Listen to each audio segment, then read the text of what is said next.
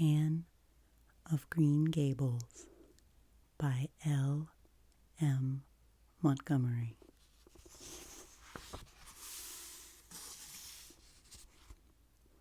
Chapter 3. Marilla Cuthbert is surprised. Marilla came briskly forward as Matthew opened the door. But when her eyes fell on the odd little figure in the stiff, ugly dress, with the long braids of red hair and the eager, luminous eyes, she stopped short in amazement. "Matthew Cuthbert, who's that?" she exclaimed. "Where's the boy?" "There wasn't any boy," said Matthew wretchedly. "There was only her." He nodded at the child, remembering that he had never even asked her name. "No boy? But there must be a boy," insisted Marilla. "We sent word to Mrs. Spencer to bring a boy." "Well, she didn't. She brought her. I asked the station master, and I had to bring her home.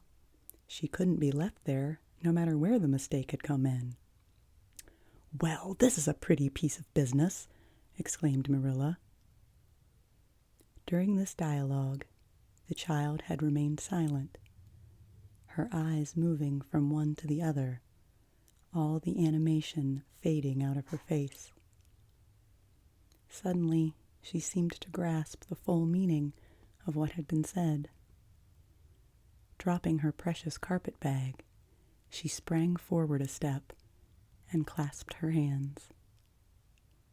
"You don't want me," she cried. "You don't want me because I'm not a boy.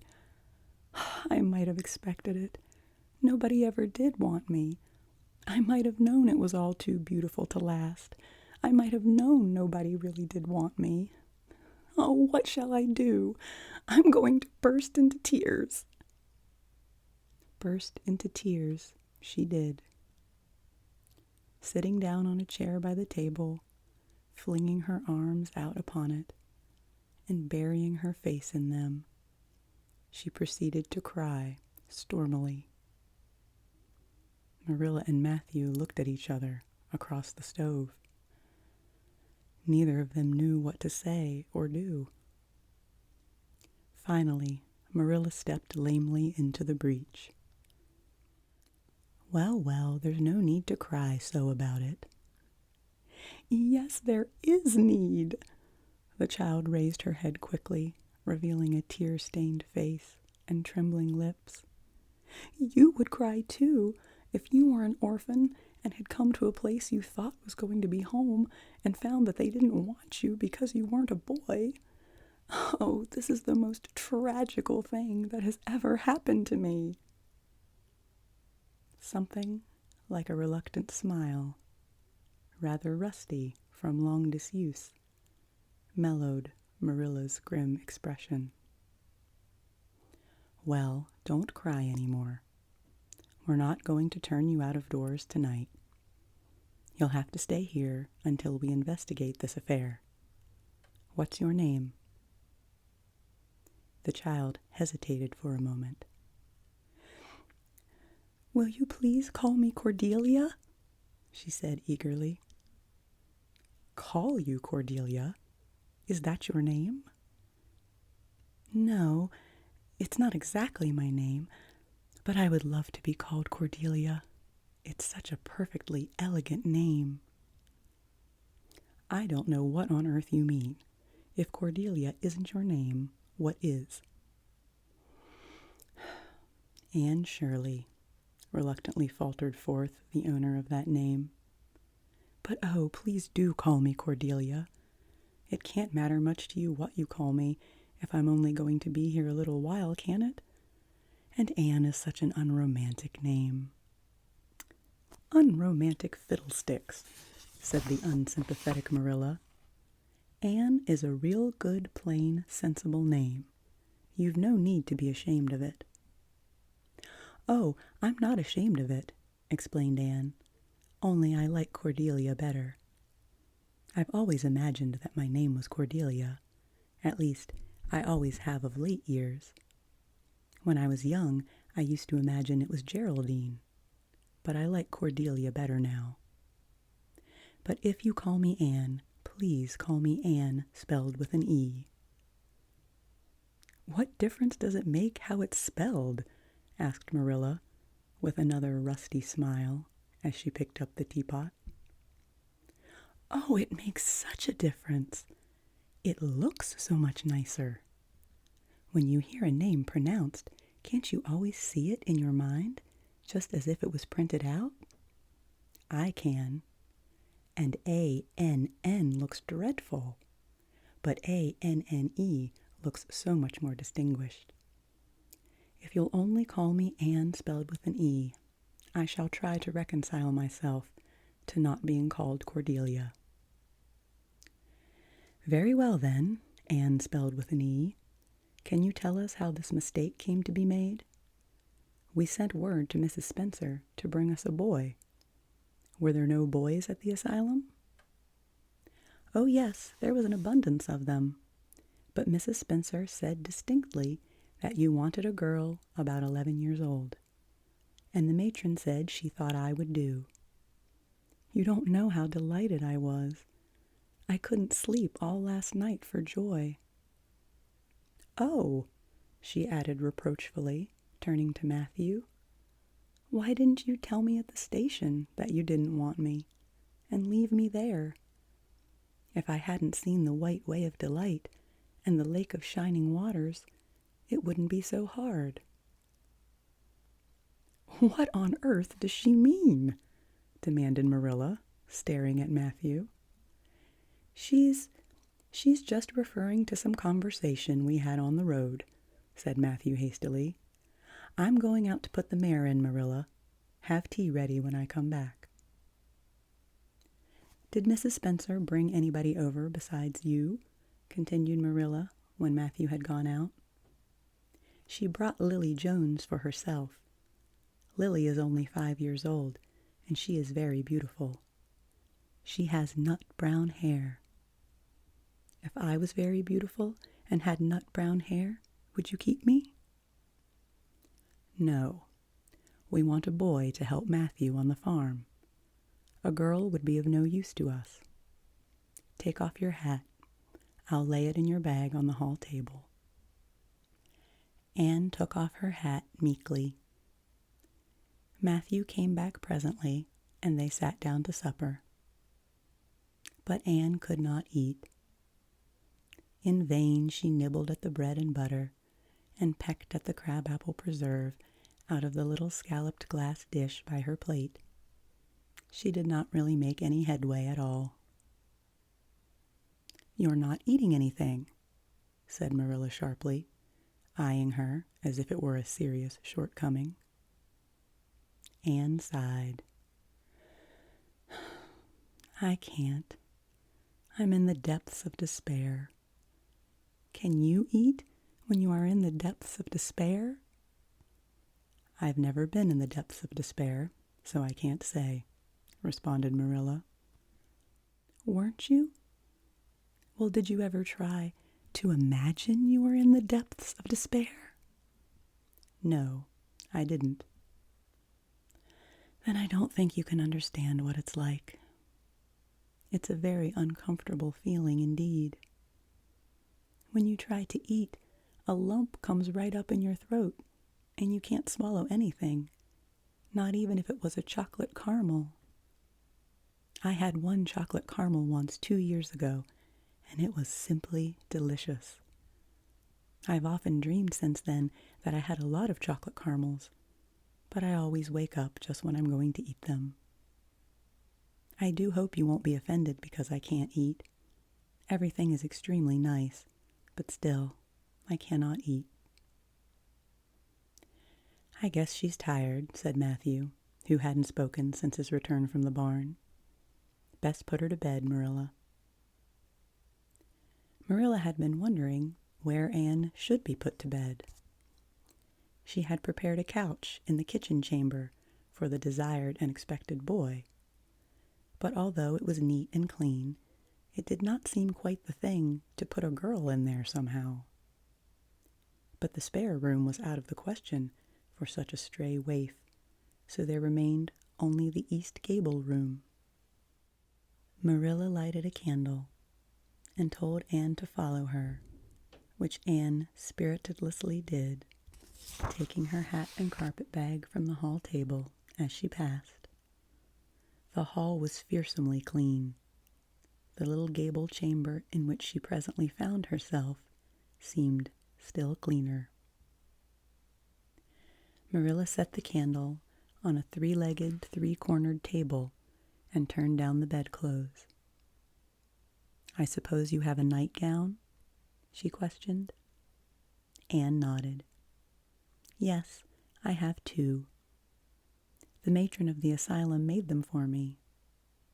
They're fearfully skimpy. There is never enough to go around in an asylum, so things are always skimpy. At least in a poor asylum like ours. I hate skimpy night dresses. But one can dream just as well in them as in lovely trailing ones with frills around the neck. That's one consolation. Well, undress as quick as you can and go to bed. I'll come back in a few minutes for the candle. I daren't trust you to put it out yourself. You'd likely set the place on fire." When Marilla had gone, Anne looked around her wistfully. The whitewashed walls were so painfully bare and staring that she thought they must ache over their own bareness. The floor was bare too, except for a round, braided mat in the middle, such as Anne had never seen before. In one corner was the bed, a high, old-fashioned one, with 4 dark, low-turned posts. In the other corner was the aforesaid 3-cornered table, adorned with a fat, red velvet pincushion, hard enough to turn the point of the most adventurous pin. Above it hung a little 6x8 mirror. Midway between table and bed was the window, with an icy white muslin frill over it, and opposite it was the washstand. The whole apartment was of a rigidity not to be described in words, but which sent a shiver to the very marrow of Anne's bones. With a sob, she hastily discarded her garments, put on the skimpy nightgown, and sprang into bed, where she burrowed her face downward into the pillow and pulled the clothes over her head.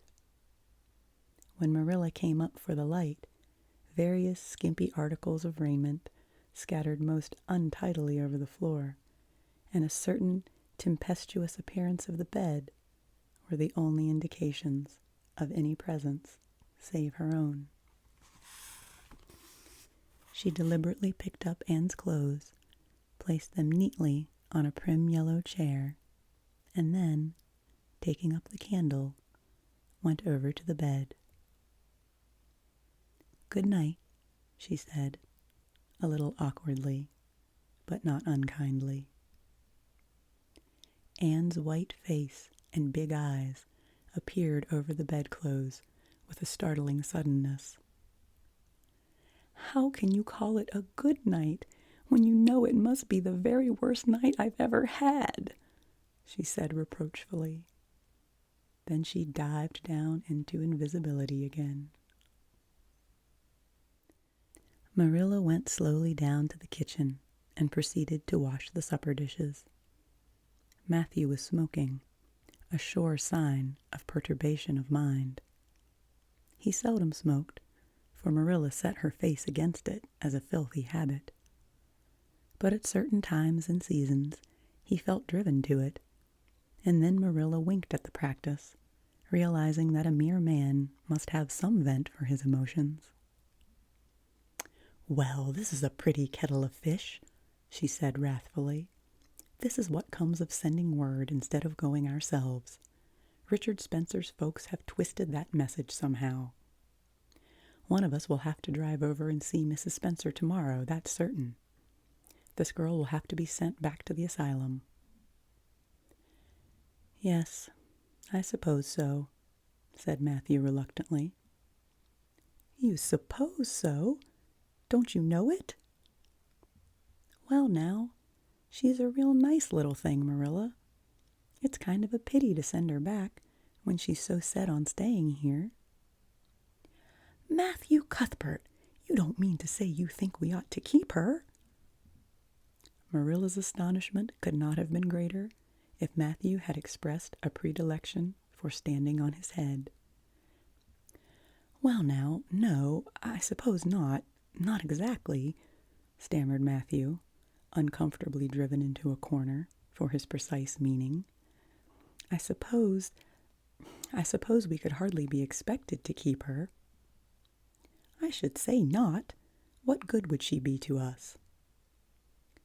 "We might be some good to her," said Matthew suddenly and unexpectedly. "Matthew Cuthbert, I believe that child has bewitched you. I can see as plain that you want to keep her." "Well, now, she's a real interesting little thing," persisted Matthew. "You should have heard her talk coming from the station." "Oh, she can talk fast enough. I saw that at once. It's nothing in her favor either. I don't like children who have so much to say. I don't want an orphan girl, and if I did, she isn't the style I'd pick out. There's something I don't understand about her. No, she's got to be dispatched straight away, back to where she came from." "I could hire a French boy to help me," said Matthew, "and she'd be company for you." "I'm not suffering for company," said Marilla shortly, "and I'm not going to keep her."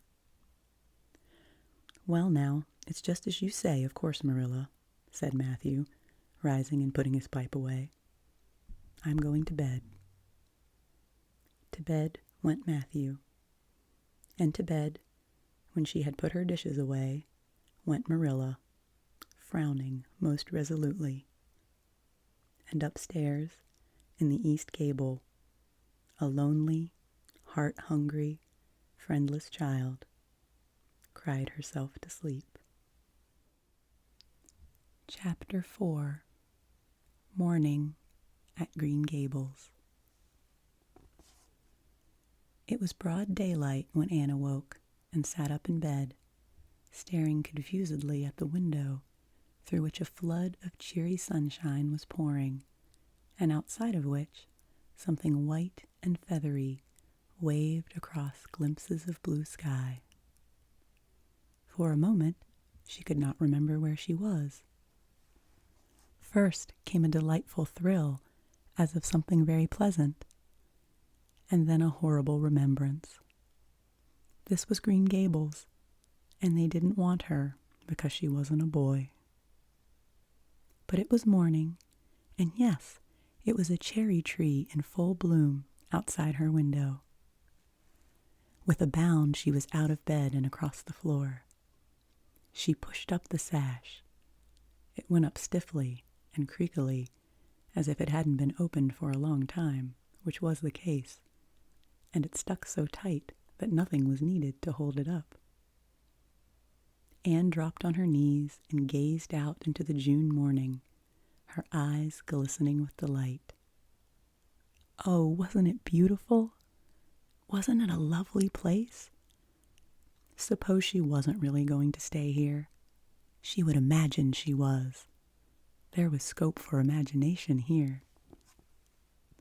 A huge cherry tree grew outside, so close that its boughs tapped against the house, and it was so thick-set with blossoms that hardly a leaf was to be seen. On both sides of the house was a big orchard, one of apple trees and one of cherry trees, also showered over with blossoms, and their grass was all sprinkled with dandelions. In the garden below there were lilac trees, purple with flowers, and their dizzily sweet fragrance drifted up to the window on the morning wind. Below the garden, a green field lush with clover sloped down to the hollow where the brook ran and where scores of white birches grew, upspringing airily out of an undergrowth suggested of delightful possibilities in ferns and mosses and woodsy things generally. Beyond it was a hill, green and feathery, with spruce and fir. There was a gap in it, where the gray gable end of the little house she had seen from the other side of the lake of shining waters was visible. Off to the left were the big barns, and beyond them, away down over green, low-sloping fields, was a sparkling blue glimpse of sea. Anne's beauty-loving eyes lingered on it all, taking everything greedily in. She had looked on so many unlovely places in her life, poor child, but this was as lovely as anything she had ever dreamed. She knelt there, lost to everything but the loveliness around her, until she was startled by a hand on her shoulder. Marilla had come in, unheard by the small dreamer. "It's time you were dressed," she said curtly. Marilla really did not know how to talk to the child, and her uncomfortable ignorance made her crisp and curt when she did not mean to be. Anne stood up and drew a long breath. "Oh, isn't it wonderful?" she said, waving her hand comprehensively at the good world outside. "It's a big tree," said Marilla, "and it blooms great, but the fruit don't amount to much ever. Small and wormy." "Oh, I don't mean just the tree. Of course it's lovely. Yes, it's radiantly lovely. It blooms as if it meant it. But I meant everything. The garden and the orchard and the brook and the woods, the whole big dear world. Don't you feel as if you just love the world on a morning like this? And I can hear the brook laughing all the way up here. Have you ever noticed what cheerful things brooks are? They're always laughing. Even in wintertime, I've heard them under the ice. I'm so glad there's a brook near Green Gables. Perhaps you think it doesn't make any difference to me when you're not going to keep me, but it does. I shall always like to remember that there is a brook at Green Gables, even if I never see it again. If there wasn't a brook, I'd be haunted by the uncomfortable feeling that there ought to be one. I'm not in the depths of despair this morning. I never can be in the morning. Isn't it a splendid thing that there are mornings? But I feel very sad. I've just been imagining that it really was me you wanted after all, and that I was to stay here forever and ever. It was a great comfort while it lasted. But the worst of imagining things is that the time comes when you have to stop, and that hurts. "You'd better get dressed and come downstairs and never mind your imaginings," said Marilla, as soon as she could get a word in edgewise. "Breakfast is waiting. Wash your face and comb your hair. Leave the window up and turn your bedclothes back over the foot of the bed. Be as smart as you can." Anne could evidently be smart to some purpose, for she was downstairs in 10 minutes' time, with her clothes neatly on, her hair brushed and braided, her face washed, and a comfortable consciousness pervading her soul that she had fulfilled all Marilla's requirements. As a matter of fact, however, she had forgotten to turn back the bedclothes. "I'm pretty hungry this morning," she announced, as she slipped into the chair Marilla placed for her. "The world doesn't seem such a howling wilderness as it did last night. I'm so glad it's a sunshiny morning. But I like rainy mornings real well, too.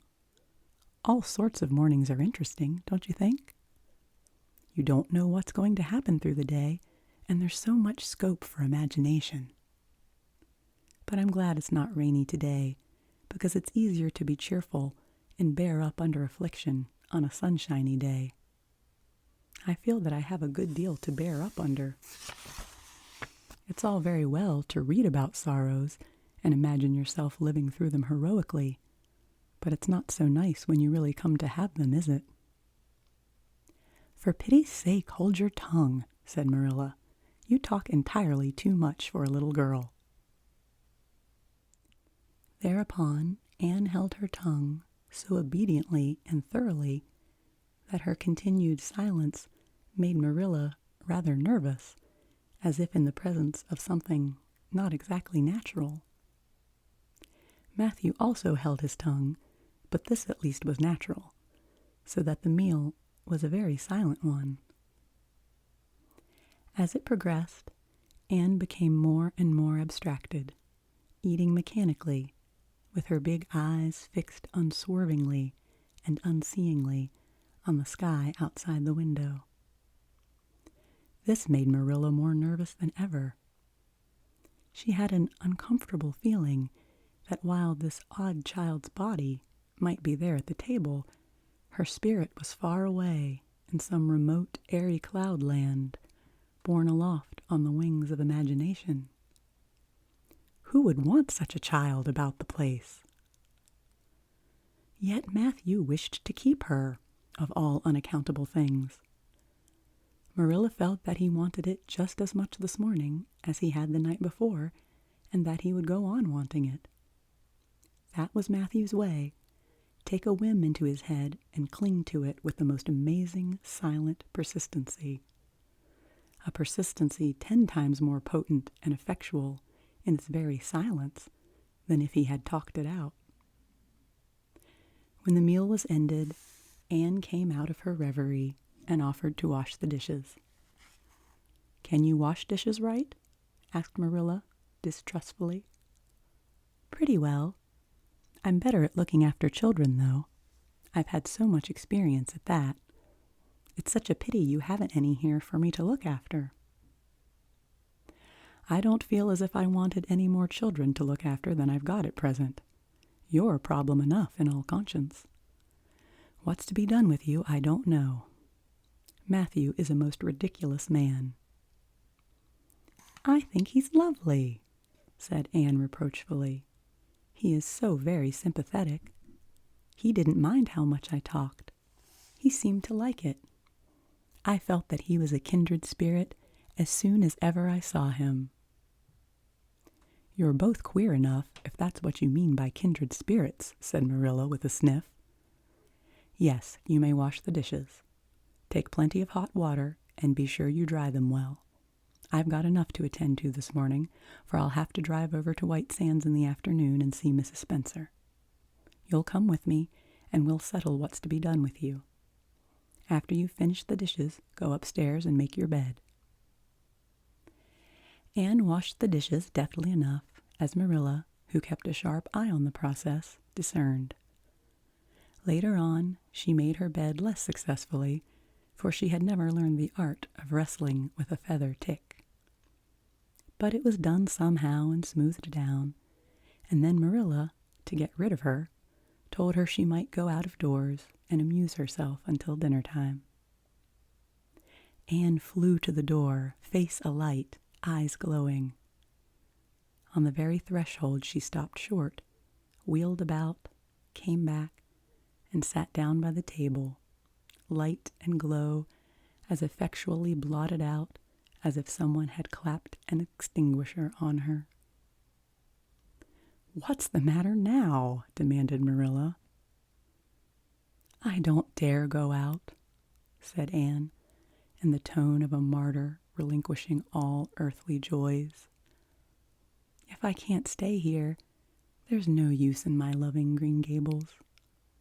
And if I go out there and get acquainted with all those trees and flowers and the orchard and the brook, I'll not be able to help loving it. It's hard enough now, so I won't make it any harder. I want to go out so much. Everything seems to be calling to me. Anne, Anne, come out to us. Anne, Anne, we want a playmate. But it's better not. There is no use in loving things if you have to be torn from them, is there? And it's so hard to keep from loving things, isn't it? That was why I was so glad when I thought I was going to live here. I thought I'd have so many things to love and nothing to hinder me. But that brief dream is over. I am resigned to my fate now, so I don't think I'll go out, for fear I'll get unresigned again. What is the name of that geranium on the windowsill, please? That's the apple-scented geranium. Oh, I don't mean that sort of a name. I mean just the name you gave it yourself. Didn't you give it a name? May I give it one then? May I call it, let me see, Bonnie. Bonnie would do. May I call it Bonnie while I'm here? Oh, do let me. Goodness, I don't care. But where on earth is the sense of naming a geranium? Oh, I like things to have handles, even if they are only geraniums. It makes them seem more like people. How do you know but that it hurts a geranium's feelings just to be called a geranium and nothing else? You wouldn't like to be called nothing but a woman all the time. Yes, I shall call it Bonnie. I named that cherry tree outside my bedroom window this morning. I called it Snow Queen because it was so white. Of course, it won't always be in blossom, but one can imagine that it is, can't one? I never in all my life saw or heard anything to equal her, muttered Marilla, beating a retreat down cellar after potatoes. She is kind of interesting, as Matthew says. I can feel already that I'm wondering what on earth she'll say next. She'll be casting a spell over me, too. She's cast it over Matthew. That look he gave me when he went out said everything he said or hinted last night over again. I wish he was like other men and would talk things out. A body could answer back then and argue him into reason. But what's to be done with a man who just looks? Anne had relapsed into reverie, with her chin in her hands and her eyes on the sky, when Marilla returned from her cellar pilgrimage. There Marilla left her until the early dinner was on the table.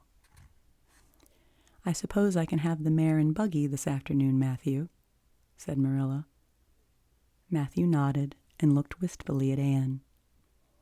Marilla intercepted the look and said grimly, "I'm going to drive over to White Sands and settle this thing.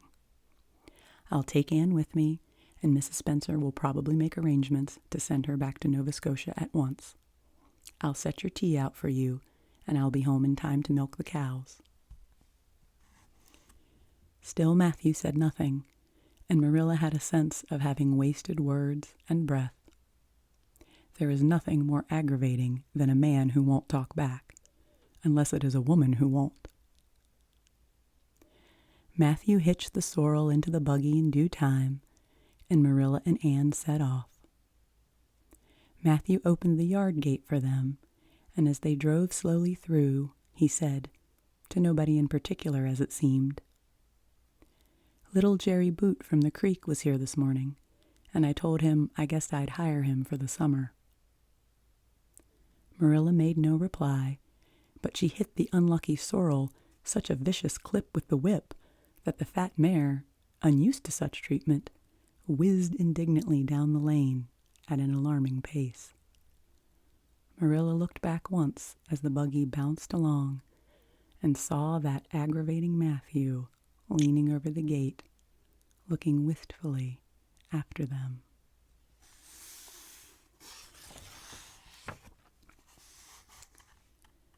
Chapter 5. Anne's History. "Do you know," said Anne confidentially, "I've made up my mind to enjoy this drive. It's been my experience that you can nearly always enjoy things if you make up your mind firmly that you will. Of course, you must make it up firmly. I am not going to think about going back to the asylum while we're having our drive. I'm just going to think about the drive. Oh, look, there's one little early wild rose out. Isn't it lovely? Don't you think it must be glad to be a rose? Wouldn't it be nice if roses could talk? I'm sure they could tell us such lovely things. And isn't pink the most bewitching color in the world? I love it, but I can't wear it. Red-headed people can't wear pink, not even in imagination. Did you ever know of anybody whose hair was red when she was young, but got to be another color when she grew up? No, I don't know as I ever did, said Marilla mercilessly, and I shouldn't think it's likely to happen in your case either. Anne sighed. Well, that is another hope gone. My life is a perfect graveyard of buried hopes. That's a sentence I read in a book once, and I say it over to comfort myself whenever I'm disappointed in anything. I don't see where the comforting comes in myself, said Marilla. Why, because it sounds so nice and romantic, just as if I were a heroine in a book, you know? I am so fond of romantic things, and a graveyard full of buried hopes is about as romantic a thing as one can imagine, isn't it? I'm rather glad I have one. Are we going across the Lake of Shining Waters today? We're not going over Barry's Pond, if that's what you mean by your Lake of Shining Waters. We're going by the shore road. Shore road sounds nice, said Anne dreamily. Is it as nice as it sounds?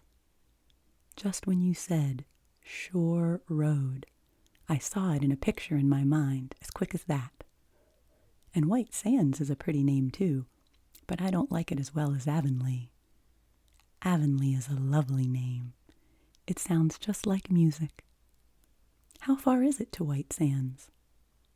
It's 5 miles, and as you're evidently bent on talking, you might as well talk to some purpose by telling me what you know about yourself. Oh, what I know about myself isn't really worth telling, said Anne eagerly. If you'll only let me tell you what I imagine about myself, you'll think it ever so much more interesting. No, I don't want any of your imaginings. Just you stick to the bald facts. Begin at the beginning. Where were you born, and how old are you? I was 11 last March, said Anne, resigning herself to bald facts with a little sigh. And I was born in Bolingbroke, Nova Scotia. My father's name was Walter Shirley, and he was a teacher in the Bolingbroke High School. My mother's name was Bertha Shirley. Aren't Walter and Bertha lovely names? I'm so glad my parents had nice names. It would be a real disgrace to have a father named, well, say, Jedediah, wouldn't it? I guess it doesn't matter what a person's name is, as long as he behaves himself, said Marilla, feeling herself called upon to instill a good and useful moral. Well, I don't know. Anne looked thoughtful. I read in a book once that a rose by any other name would smell as sweet, but I've never been able to believe it. I don't believe a rose would be as nice if it was called a thistle or a skunk cabbage. I suppose my father could have been a good man, even if he had been called Jedediah, but I'm sure it would have been a cross. Well, my mother was a teacher in the high school too, but when she married father, she gave up teaching, of course. A husband was enough responsibility. Mrs. Thomas said that they were a pair of babies and as poor as church mice. They went to live in a weeny-teeny little yellow house in Bolingbroke. I've never seen that house, but I've imagined it thousands of times. I think it must have had honeysuckle over the parlor window, and lilacs in the front yard, and lilies of the valley just inside the gate. Yes, and muslin curtains in all the windows. Muslin curtains give a house such an air. I was born in that house. Mrs. Thomas said I was the homeliest baby she ever saw. I was so scrawny and tiny and nothing but eyes, but that mother thought I was perfectly beautiful. I should think a mother would be a better judge than a woman who came in to scrub, wouldn't you? I'm glad she was satisfied with me anyhow. I would feel so sad if I thought I was a disappointment to her, because she didn't live very long after that, you see. She died of fever when I was just 3 months old. I do wish she'd lived long enough for me to remember calling her mother. I think it would be so sweet to say, Mother, don't you? And Father died 4 days afterward from fever, too. That left me an orphan, and folks were at their wits' end, so Mrs. Thomas said, what to do with me. You see, nobody wanted me even then. It seems to be my fate. Father and Mother had both come from places far away, and it was well known they hadn't any relatives living. Finally, Mrs. Thomas said she'd take me, though she was poor and had a drunken husband. She brought me up by hand. Do you know if there is anything in being brought up by hand that ought to make people who are brought up that way better than other people? Because whenever I was naughty, Mrs. Thomas would ask me how I could be such a bad girl when she had brought me up by hand, reproachful-like. Mr. and Mrs. Thomas moved away from Bolingbroke to Marysville, and I lived with them until I was 8 years old. I helped look after the Thomas children. There were 4 of them younger than me, and I can tell you that they took a lot of looking after. Then Mr. Thomas was killed, falling under a train, and his mother offered to take Mrs. Thomas and the children, but she didn't want me. Mrs. Thomas was at her wits' end, so she said, what to do with me. Then Mrs. Hammond from up the river came down and said she'd take me, seeing I was handy with children, and I went up the river to live with her at a little clearing among the stumps. It was a very lonesome place. I'm sure I could never have lived there if I hadn't had an imagination. Mr. Hammond worked a little sawmill up there, and Mrs. Hammond had 8 children. She had twins 3 times.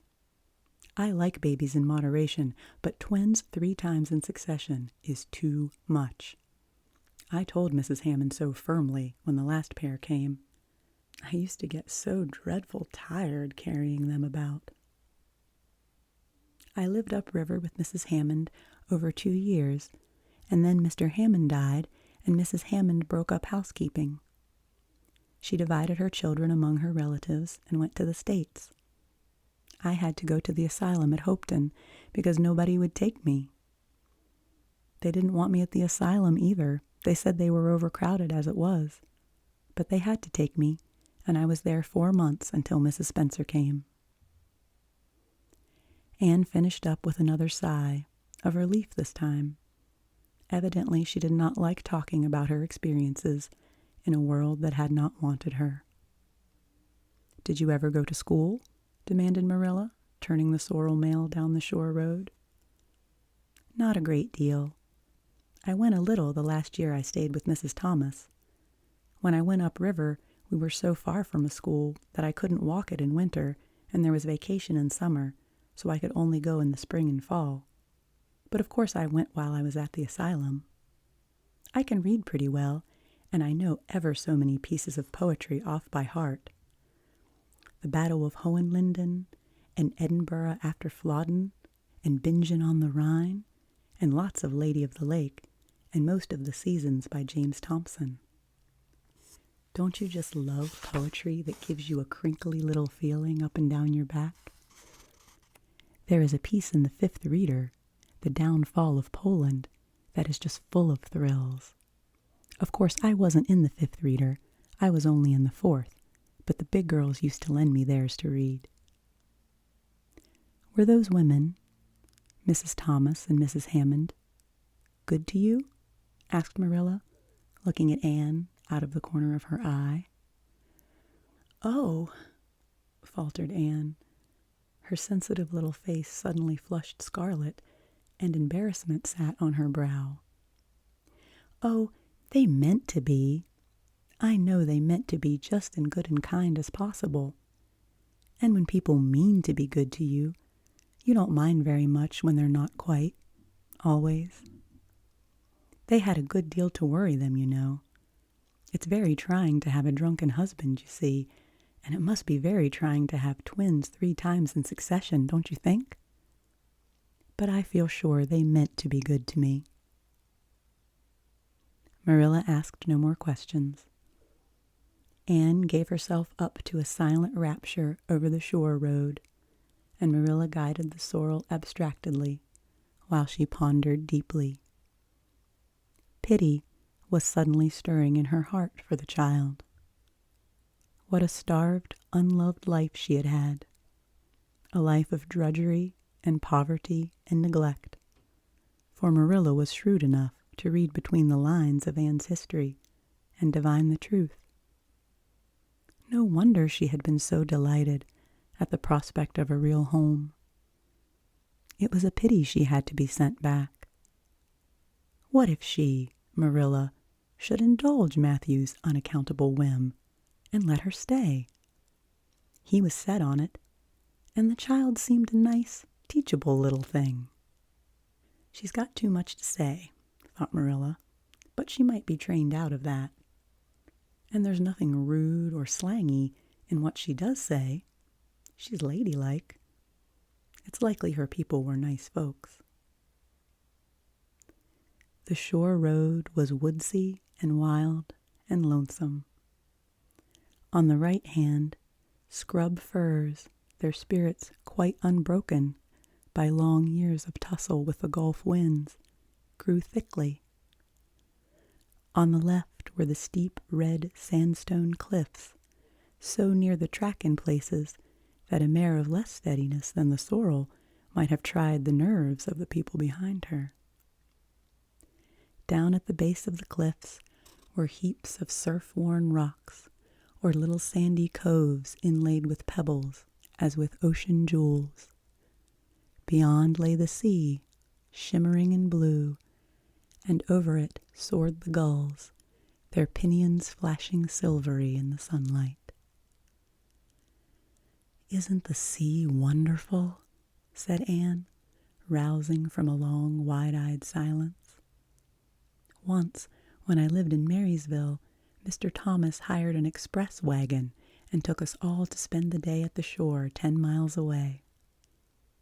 I enjoyed every moment of that day, even if I had to look after the children all the time.